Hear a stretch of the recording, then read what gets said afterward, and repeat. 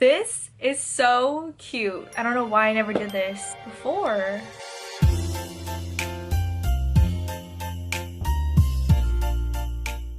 What's good, y'all? Welcome back to my channel. Today is a continuation video of my unboxing video of my MacBook Pro 2020 with the M1 chip. I had unboxed it, made a video about it, but I didn't actually show y'all how I customize things and just personalize screens. I also have this as my current home screen right now.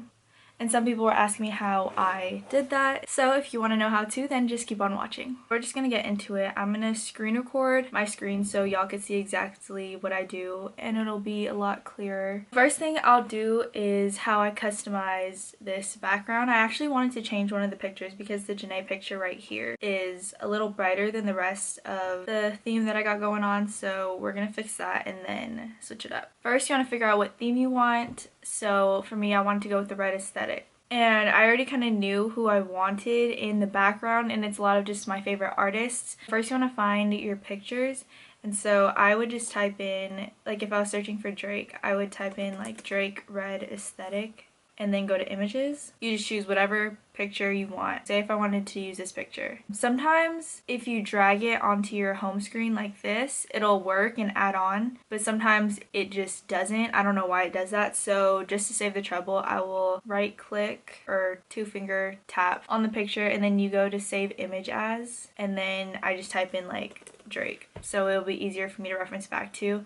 And if you click save, it'll just automatically pop up right here. That's how I found pictures, and I just did that for each artist that I have up here. For the actual collage, you can always use your preference of whatever app, website that you like to use to do that. But for me, I either use PicMonkey or Canva. So you want to make sure you have your dimensions right for the collage. For the other one I did, it was 2800 by 1800. So we're going to use those measurements. When I looked it up, that's what popped up and it fit just fine. Honestly, it really doesn't matter, but if your computer has the capacity to do a higher resolution, then I'd say go for the higher one so that way it'll be as clear as possible. And then all you have to do is literally take all of this and drag it into here, or you can go to upload media and select the folder that way. All I did from there was assemble the images as so. That part is kind of just up to your personal preference of how you want the images. To fix the layers, you can also like bring this forward or send it backwards. On PicMonkey, it does it differently, so you have a layers tab and you could basically just like shift them. But yeah, just assemble that together. I'm not going to do the full thing because y'all kind of get the gist of it. When it comes to saving, all you have to do is click download. I normally just keep it as PNG because it says it'll be high quality image, and then you'll click download. And then it should be somewhere in your downloads after that. But I did say I wanted to edit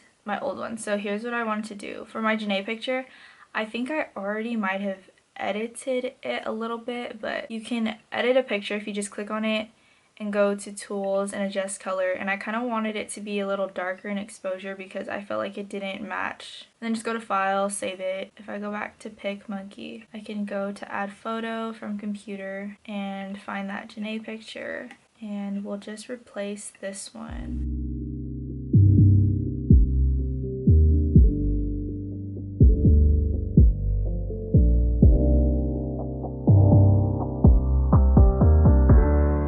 Okay, so it'll look something like this, and how I save it on PicMonkey is I X out of layers and I go to zoom to fit, and so it's just gonna pop up on the screen like this. And then a screenshot, you click Command Shift 4, and all I do is get into each corner, and then it should pop up on your home screen like this. All you have to do is 2-finger click, set desktop picture, and so that's how I set up my home screen. Okay, once you got your little home screen setup done, then you could go on to what shows when your computer is in sleep mode. So we go to System Preferences, go to Desktop and Screensaver. Desktop is what we have set up right now, the red little aesthetic I got going on. And then screensaver, I have this set up with hot corners. So if you go to hot corners right here at the bottom right corner, I never knew this was a thing. I just figured it out. So basically when your mouse will go to that certain corner, you can have it do a certain action. And so right here I have start screensaver. And then right here I have put display to sleep. So to start screensaver, it's basically just this right here, and it'll show images that you have set up for that specific display. To get images to show like that, you can choose what layout you want. It could look like this,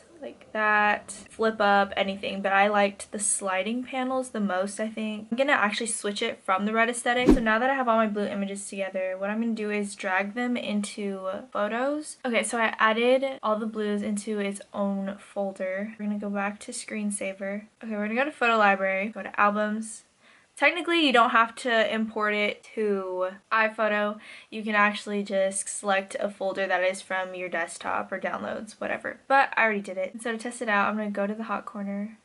That is so cute! Wait, I kind of like that. Y'all can switch it up however you want to, add more photos if you want. Now what I wanted to do is customize my Google screen. So when I open a new tab or a new window and stuff like that, I have this blank screen. I already changed it to rose gold, so we're gonna click on the bottom right corner to customize. But for background, I'm gonna upload one and we're gonna create one right now, actually. So I'm basically doing the same thing I did for this home screen right here, but instead I'm gonna make it pink to go with the rose gold. So stuff like this, I'm gonna save the image. I don't know what the dimensions are, so we're gonna look that up. 1600 and 900, and we're gonna make it on Canva this time. I'm gonna upload all of the images on my desktop. We're just gonna see what fits the best.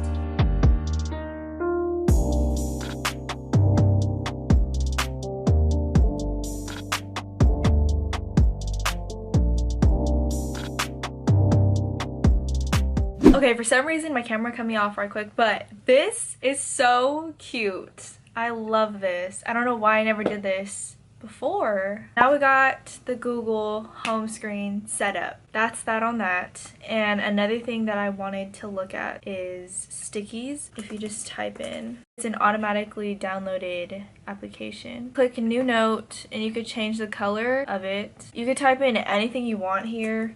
So say if you had a to-do list, and normally I do have a to-do list, and I'll have my notes up instead and have a bullet point checklist. If you don't already know just some key functions, Command B would be to bold, so you can bold that up a little bit if you wanted to. Command plus automatically will make it bigger, or Command minus would just decrease in size, so you can like make it as big as you want or small as you want. Fonts, you could change it. So let's just say I had to edit my video, upload video, stuff like that. You can just like jot it down. Cool thing about stickies, I never knew this, just recently found this out. So you can actually import a picture into this little sticky. So say if I had this image right here, I could just drag that in here. Obviously, because of the dimensions of this image, it's very large. If I go to tools, adjust size, shrunk it to like 640, and save it, it'll be a lot smaller. You can just have that sticky note sitting on your desktop. So that's how you can set an image onto your home screen. I personally just like things to not be super cluttered, especially because I have a very busy background. I don't think I would do this, but if you have a plain background like a sunset or something like that, I feel like that would be something really cute to have on your home screen. And then one last thing I wanted to show you in terms of customization. So say if I had this folder out here, you can actually change what you have set for the folder image. So if I go to browser and just search up something that's a PNG is normally something that doesn't have a background, so when you save it, it'll just be the image itself. What you want to do is you're going to want to open the image that you want to set. You're going to select and click Command C, and then you're going to go to the info of the folder right here. I lied. One last thing that I wanted to share with y'all to clean up your home screen a little bit more is you can see how you have all of these apps down here. If you do not use them, like this bar used to be a lot longer. Right now it still is a little bit lengthy, but what you can do is remove them from the dock. So this bottom bar right here is referred to as your dock, and it just has easy access for you to get into apps that you may use more frequently. I don't enable messages on my laptop because I just think it's distracting sometimes and it gets messy. So tap with two fingers again, go to options and go to remove from dock, and so that will just lessen all of the apps you have. And that's pretty much all I have for y'all in terms of how I customize my MacBook Pro. I know that there are some people who download widgets online. They're normally free, or at least you try and look for ones that are free, for like a clock or a calendar and stuff like that. Personally, I mean, I already have the time in the upper right hand corner. It's not a big thing for me to want to have a huge clock on the front, but you can definitely decide to do that. Just be careful with what you download. Make sure it is somewhat legit, so that way you're not downloading any foreign things onto your laptop or causing any problems or viruses to go onto your laptop. I know there are some apps in the App Store too that you can download. It's the same thing as an iPhone, like how they have widgets. So, like I said, everything is always up to your preference and how you want your laptop to be set up, but I'm happy I took the extra step for the Google because I'm always on Google Chrome, especially because of school. So it's nice every time I open a tab that I'm looking at a really cute, put together, aesthetically pleasing screen. But other than that, that's pretty much it, y'all. I hope you enjoy this. If you try any of these techniques to customize your laptop a little bit, let me know in the comments down below how you liked it or if it worked out for you. If you have any questions, always feel free to comment them down below. But yeah, y'all just play around with it, see what you like, see what you don't like. I'll catch everybody in my next Vlogmas video. Bye, y'all.